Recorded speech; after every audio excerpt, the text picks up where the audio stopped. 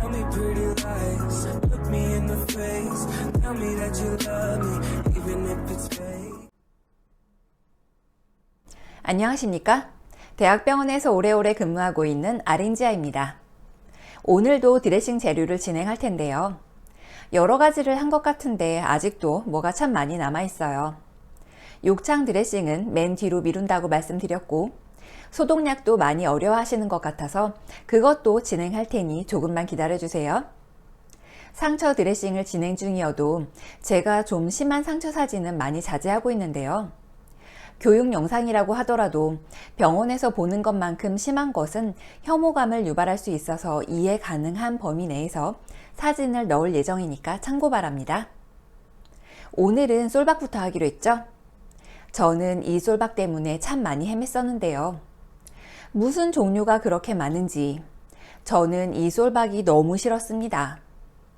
주치의는 솔박을 달라고 하는데 무슨 솔박인지 본인들 머릿속에만 있는 거예요. 말도 다 틀려요.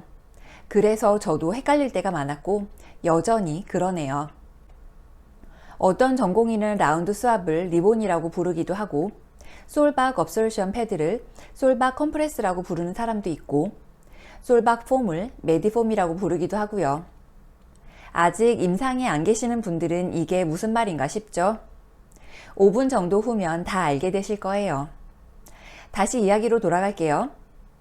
전공의가 말한 대로 갖다 주면 이거 아니라고 하고, 제가 이거 맞다고 하면 성질내고, 저도 같이 성질내면서 제대로 된 명칭을 찾아서 들이대며 보여주기도 했었지만 바뀌지는 않더라고요. 메비우스 띠 같은 무한 반복이었습니다. 나중에는 그냥 포기했어요. 솔박을 준비해달라고 하면 그냥 있는 솔박을 다 꺼내놓는 게 편하더라고요. 이것도 여하튼 우리는 이 솔박이라는 재료가 도대체 무엇인지 제대로 된 명칭과 활용도에 대해 알고 가보자고요. 우선 솔박의 기본 성분은 소수성이라고 합니다. 소수성이라고 하는 것은 좀 말이 어려운데요.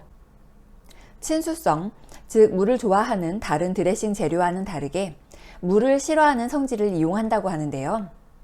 물을 싫어하는 성질인 솔박이 피부 상처와 접촉하게 되면 세포 표면의 동일하게 물을 싫어하는 성질을 갖고 있는 미생물과 물리적으로 결합해서 솔박을 제거할 때 소수성 미생물이 함께 제거되는 원리를 이용한다고 합니다.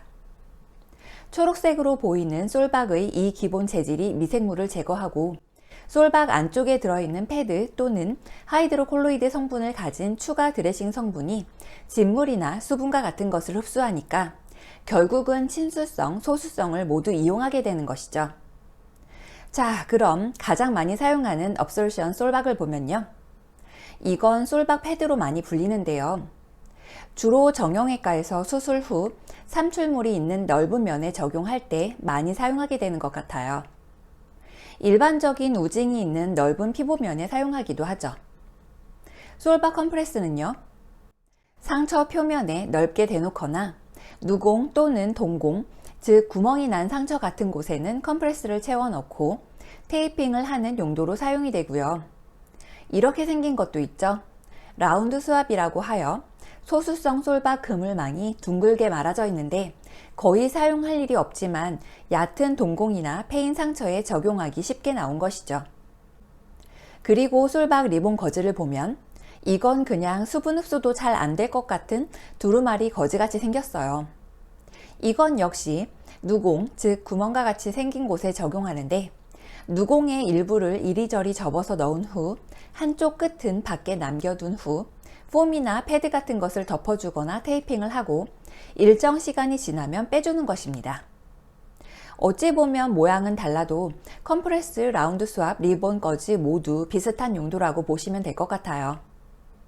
상처의 생긴 모양에 따라 다르게 적용되는 것이죠. 그리고 많이 사용되는 솔박 겔도 있죠. 삼출물이 없고 작은 상처에 사용되는데요. 수분한 환경을 만들어주려고 나온 것이라서 피부에 바세린 거즈 같이 덮은 후 2차로 폼 같은 것을 덮어주어야 해요. 서지컬 드레싱도 있는데요. 수술 부위에 덮어주는 용도로 가장 많이 사용됩니다. 솔박 폼 드레싱은 다른 리본이나 컴프레스 같은 것 위로 2차로 덮어서 삼출물 흡수나 피부 보호를 위해 많이 사용됩니다.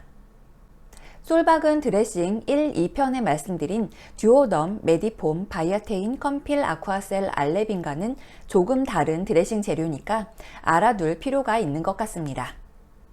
이제 네오나 청구 드레싱 같은 것을 보면요. 이건 정말 아무 때나 많이 쓰이는 재료죠. 데일밴드 같은 느낌으로요. 슈처 사이트에 붙이는 경우가 많고 보호용으로 많이 사용되는 것 같습니다. 건조한 거즈 위에 테이프가 붙어 있는 것이기 때문에 습윤한 환경이 필요한 상처에는 적용하지 않아야겠어요. 메딕스 패드 또는 서지컬 패드라고 하는 것을 보면요. 우징이 정말 심한 환자들에게 사용됩니다. 제가 인수인계 2편에 PTBD를 설명하면서 내용을 넣어 놓았죠. 여러 튜브 또는 드레인을 갖고 있는 환자에게서 우징이 심하거나 인체의 삼출물이 많은 어느 곳이든 메딕스 패드가 적용이 가능하고 수술 부위를 감아 놓아야 할 때 눌리지 않도록 대놓기도 하죠.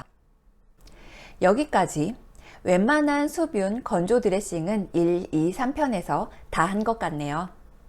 오늘은 짧게 이 정도만 해볼게요. 오늘은 솔박부터 시작해서 네오 드레싱, 메딕스 패드까지 해보았네요. 다음 편에 옵사이트, 픽싱롤, 테가덤, 하프트를 해보죠. 스테리 스트립과 반창고 종류도 같이 진행해 볼게요. 해야 할 것도 많고 외울 것도 많은데 이렇게 드레싱 종류도 넘쳐나니 간호사는 여러 면에서 참 어렵습니다. 늘 마음으로 응원합니다.